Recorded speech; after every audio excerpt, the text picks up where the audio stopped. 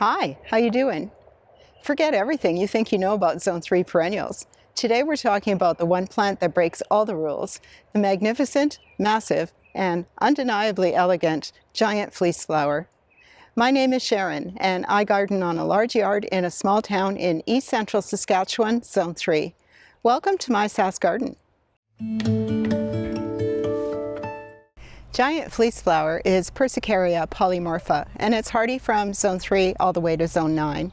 It was introduced to the garden scene only about 20 years ago, and honestly, I think it's one of the ultimate perennials. It's easy to grow in sun or part shade, has a remarkably long bloom period, and requires very little in the way of maintenance. You don't need to deadhead it. Why? First of all, the spent blossoms and stems turn into a really gorgeous decorative pink color.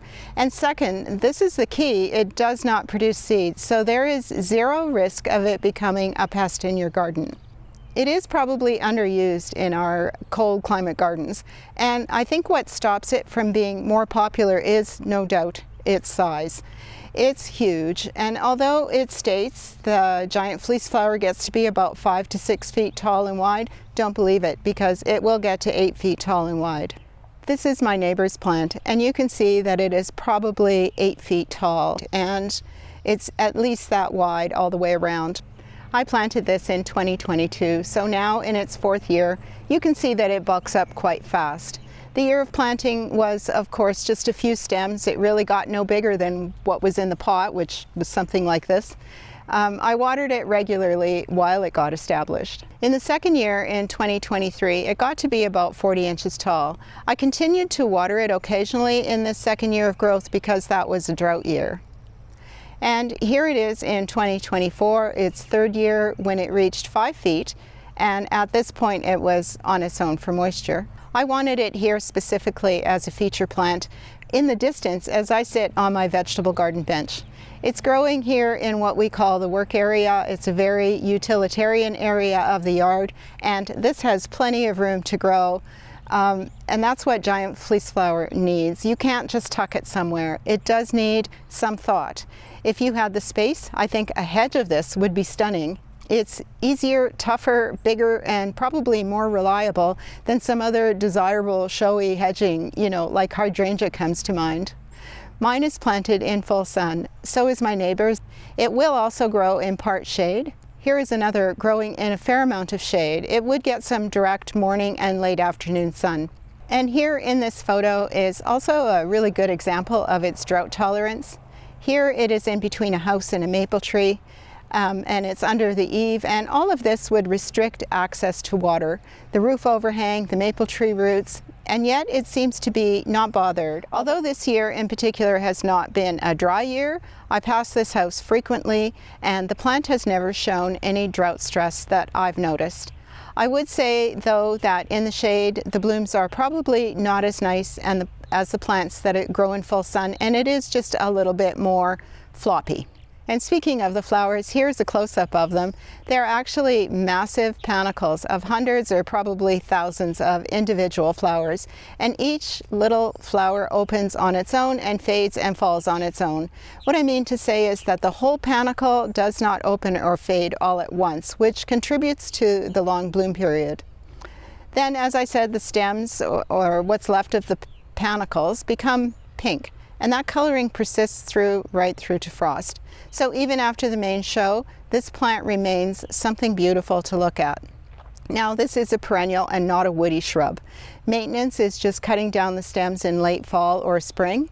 Winter snow can knock those stems down, so I usually cut it down to about 12 inches in late fall to leave some of the hollow stems for the pollinators to winter. And once it starts growing in the spring, I cut the old stems right back to the ground. So the benefits of this plant in a nutshell are low maintenance, it blooms profusely with no fertilizer, long-lasting white panicle type blooms. The spent blooms take on a pinkish coloring that persists. It does well in clayish alkaline soil, grows to blooming shrub-like perennial by the end of June, and continues to provide a lot of interest right through to frost. It's clump forming and it doesn't produce seedlings. It has no serious insect or disease problems that I know of. It does great in moist soil, but it is also drought tolerant once established, and it is fairly wind tolerant. The stalks are thick and hollow like bamboo. Mine has never blown over, nor has the neighbors, and it'll outcompete any weeds. Giant Fleece Flower does have a nasty cousin called Japanese knotweed, and I'm listing the Latin names here on the screen. These all refer to the same plant, which is on the invasive species list in many provinces. So it's very important to buy the real giant fleece flower, Persicaria polymorpha, from a reputable source and not, for example, some cheap seeds or roots off Amazon or something like that. Persicaria polymorpha is a sterile hybrid, and as I've mentioned, it will not produce seed. Now, I have read that older plants, like over 10 years old, may produce an offset or a sucker, which could be up to a meter away. And I say may because there's plenty of reported mature plants that do not sucker at all. And of those that do, it seems the plant tends to develop a woody rootstock. There appears to be no idea why some do sucker and the rest do not. There is not enough research, or at least none that I could find online, as to why this occasionally occurs. My neighbor's plant here is about 15 years old.